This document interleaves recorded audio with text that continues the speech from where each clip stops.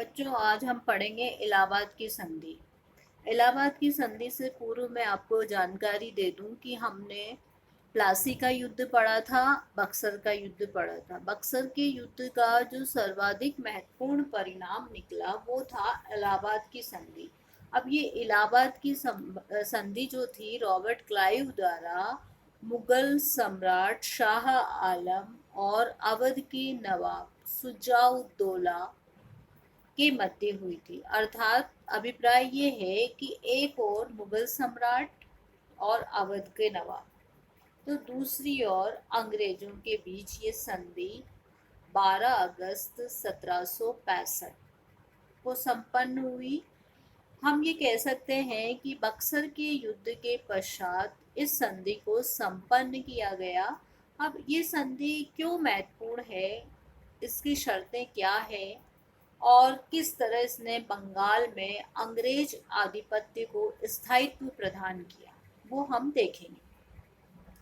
तो ये जो संधि है मुगल सम्राट शाह आलम के साथ इलाहाबाद की संधि की गई। इस संधि की शर्तें हैं, अंग्रेजों द्वारा मुगल सम्राट को 26 लाख रुपए प्रतिवर्ष पेंशन के रूप में देना स्वीकार किया गया अंग्रेजों के द्वारा।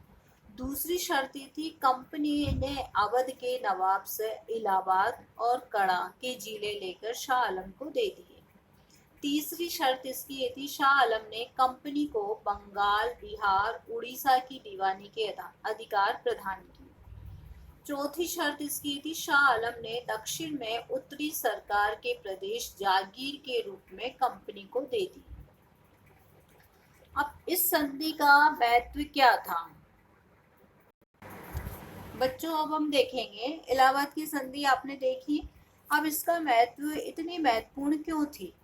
बंगाल सूबे की दीवानी प्राप्त करके कंपनी अब एक व्यापारिक सत्ता न रहकर राजनीतिक सत्ता बन गई। हम ये जानते हैं कि ईस्ट इंडिया कंपनी की स्थापना 1600 में हुई थी और व्यापार के उद्देश्य से हुई थी। लेकिन जब कंपनी ने देखा, कंपनी के अधिकारियों ने देखा कि जो है यहाँ की राजनीति अस्थिर है, शासक निर्बल है और उनमें आपसी विद्वेष की भावना है, तो उन्होंने धीरे धीरे राजनीतिक रूप से अपनी पकड़ मजबूत करने का प्रयास किया और इस प्रयास में उन्हें सफलता मिली बक्सर के युद्ध में। तो हमने देखा कि इलाहाबाद की संधि द्वारा कंपनी अब जो है व्यापारिक सत्ता न रहकर राजनीतिक सत्ता बन गई। दूसरा इसका महत्व इसलिए भी है, क्लाइव के द्वारा दिल्ली तक अपना अप्रत्यक्ष प्रभाव स्थापित कर लिया गया। तीसरा, सम्राट को मराठों के संरक्षण में जाने से रोक दिया गया।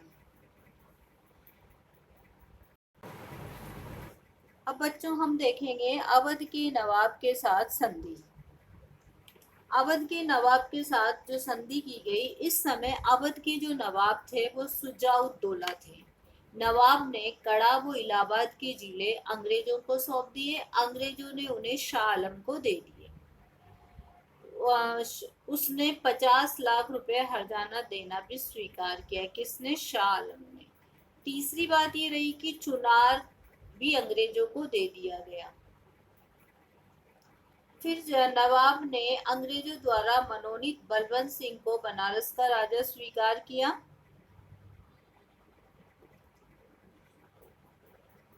चौथी बात ये रही इसमें कि नवाब ने भविष्य में मीर कासिम को सहायता न देने का वचन दिया और क्लाइव ने अवध नवाब को लौटा दिया।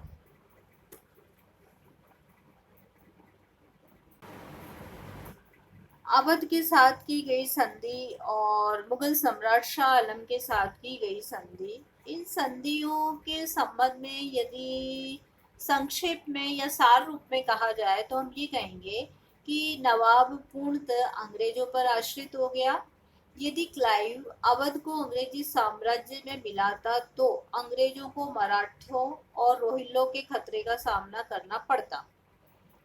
अंग्रेजी साम्राज्य अन्य शक्तियों के मध्य अवध एक सुरक्षा प्रकोष्ठ के रूप में हो गया। अवध में भी कंपनी को व्यापारिक सुविधाएं मिल गई। नवाब के खर्चे पर एक अंग्रेजी सैनिक दस्ता लखनऊ में रहने लगा। अवध के मित्र बन जाने से कंपनी के बंगाल राज्य की सीमाएं सुरक्षित हो गई।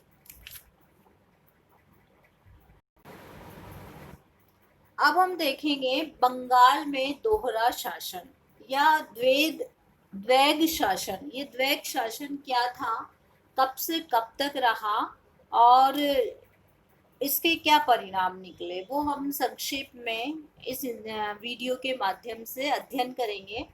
तो दोहरे शासन का पहले तो ये देखेंगे क्या अभिप्राय है। अब ये आपने ये देखा बच्चों, इलाहाबाद की संधि। इलाहाबाद की संधि में कंपनी को बंगाल सूबे की दीवानी के अधिकार मिल गए। कंपनी बंगाल में लगान वसूली के साथ साथ राजस्व संबंधी मामलों का निर्णय भी कर सकती थी। नवाब ने निजामत का कार्य कंपनी को सौंप दिया, लेकिन क्लाइव दीवानी और फौजदारी मामलों की जिम्मेदारी लेना नहीं चाहता था। वो केवल सेना और कोष पर नियंत्रण स्थापित करना चाहता था। अतः उसने राजस्व वसूली और न्याय का कार्य नवाब को सौंप दिया। इसके लिए कंपनी ने 53 लाख रुपया वार्षिक नवाब को देना स्वीकार किया। कुछ समय पश्चात इस राशि को उसने कम कर दिया, 53 की जगह 23 लाख रुपया देना स्वीकार किया। क्लाइव ने बिहार में शिताब राय, बंगाल में रजा खां और उड़ीसा में दुर्लभ राय को नायब नाजिम नियुक्त किया। इसकी नियुक्ति और पद से हटाने का अधिकार कंपनी के पास रहा। इस प्रकार बंगाल का शासन दो शक्तियों में विभाजित हो गया। और क्लाइव की इस व्यवस्था को दोहरा शासन अर्थात द्वैग शासन कहते हैं। तो इसमें क्या है, सिद्धांत में शासन का भार कंपनी और नवाब में विभाजित था। सूबों की शासन व्यवस्था दो सत्ताओं में दो रूप में विभक्त हुई, एक भारतीय जो परछाई मात्र थी और दूसरी विदेशी जो वास्तविक सत्ता थी। दोहरी शासन व्यवस्था में सत्ता पर कंपनी का पूरा अधिकार था, लेकिन उसके ऊपर किसी प्रकार की कोई जिम्मेदारी नहीं थी। क्लाइव ने जानबूझकर इस व्यवस्था को स्थापित किया था।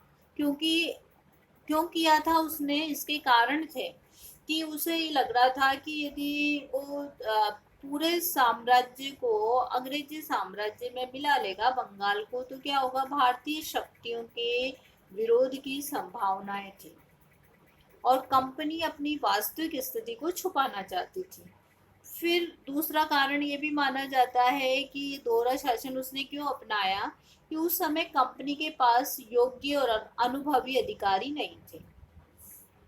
कंपनी के संचालक भी प्रशासनिक जिम्मेदारी नहीं लेना चाहते थे और कंपनी को प्रशासनिक कार्यों के लिए अधिक धन व्यय नहीं करना पड़ता था।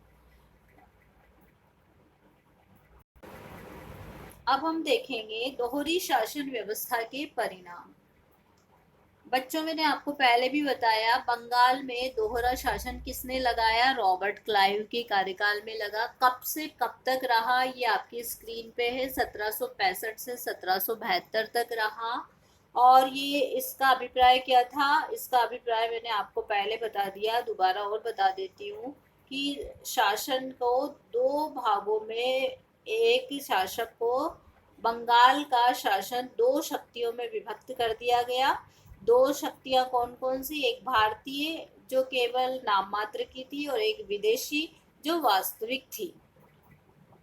अब इसके क्या क्या परिणाम निकले हम देखते हैं कि ये जो दोहरी शासन व्यवस्था थी ये 1772 तक चली और जब लॉर्ड क्लाइव यहाँ से चला गया, वॉरेन हेस्टिंग ने इस व्यवस्था का अंत किया। इन 7 वर्षों में बंगाल की स्थिति चिंताजनक हो गई।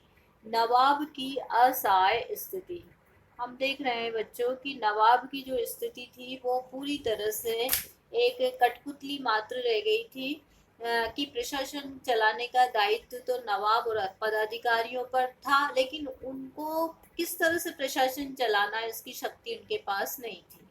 अंग्रेज पदाधिकारियों के बार बार हस्तक्षेप करने के फलस्वरूप नवाब स्वयं को असहाय महसूस करने लगा था और वो नाम मात्र का शासक रह गया था। फिर दूसरा जो परिणाम इसका निकला, राजस्व की वसूली में कठोरता। कंपनी ने कठोरता के साथ साथ राजस्व वसूल किया। उसने किसानों को बहुत तंग किया, नवाब से लेकर छोटे छोटे जमींदारों पर शुल्क थोपा और जबरदस्ती वसूल किया। और हम देखते हैं कि 1768 से 1770 के बीच में बंगाल में एक भयंकर अकाल पड़ा, लेकिन कंपनी ने राजस्व की दरों में कमी नहीं की। काफी संख्या में लोग भूखे मर गए थे, खेती छोड़कर चले गए थे, और अकाल के समय बंगाल के किसानों को अत्यधिक दुर्दिन देखने पड़े थे।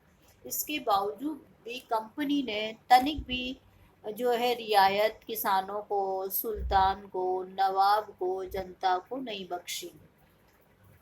फिर तीसरा परिणाम जो निकला इसका, वो निकला कि कंपनी के अधिकारियों के भ्रष्टाचार व अत्याचार। हमने देखा कि बंगाल का अकाल पड़ा, इसके बावजूद कंपनी का दिल नहीं पसीजा। कंपनी के अधिकारी के भ्रष्टाचार में लिप्त रहे और जानबूझकर जबरन धन खसोटने का ऐसा दृश्य बंगाल के अलावा किसी भी देश में न देखा न सुना गया। कंपनी के अधिकारी दोनों हाथों से धन बटोर रहे थे, वे जनता पर अत्याचार भी कर रहे थे। स्वयं क्लाइव ने ये लिखा है कि स्वेच्छाचारी शासन, भ्रांति, भ्रष्टाचार और जबरन धन खसोटने का ऐसा दृश्य बंगाल के अलावा किसी भी अन्य देश में कहीं देखा न सुना गया। इस इन क्लाइव के इन शब्दों से स्पष्ट है कि किस तरह से जबरन अधिकारी भ्रष्टाचार और अत्याचार में लिप्त थे। न्याय व्यवस्था का नष्ट होना। न्यायपालिका नवाब के कार्यक्षेत्र में थी, लेकिन उसके पास न्यायाधीशों को वेतन देने के लिए पर्याप्त धन नहीं था, अतः वे भ्रष्टाचार में लिप्त थे। बंगाल के राजस्व का व्यापार में प्रयोग। कंपनी के संचालकों ने आदेशानुसार बंगाल से प्राप्त राजस्व से ही भारत में माल आयात निर्यात किया गया। इस धन को कंपनी की लागत पूंजी समझा गया और इसे कंपनी के लाभ के रूप में स्वीकार किया गया। इसमें से इंग्लैंड की सरकार भी अपना हिस्सा लेती थी। धन का दोहन। कंपनी के अधिकारियों की निजी आमदनी और व्यापार में बंगाल के राजस्व का प्रयोग से होने वाले लाभ को इंग्लैंड भेजा जाता था। दोहरे शासन की अवधि में बंगाल सूबे से काफी मात्रा में धन का निष्कासन किया गया। बंगाल की दरिद्रता। नंदलाल चटर्जी ने लिखा है कि क्लाइव बंगाल के विनाश का स्तंभ था। बाद में स्वयं क्लाइव ने स्वीकार किया कि कंपनी और उसके अधिकारियों ने अन्यायपूर्ण लूट खसोट से बेशुमार संपत्ति अर्जित किए। इसके फलस्वरूप बंगाल जो समृद्धशाली प्रदेश था, दरिद्र हो गया। वास्तव में हम कह सकते हैं दूसरे शब्दों में कि द्वेग शासन बंगाल के लिए एक अभिशाप था। कंपनी के हितों में क्लाइव ने बंगाल को विनाश की ओर धकेल दिया था।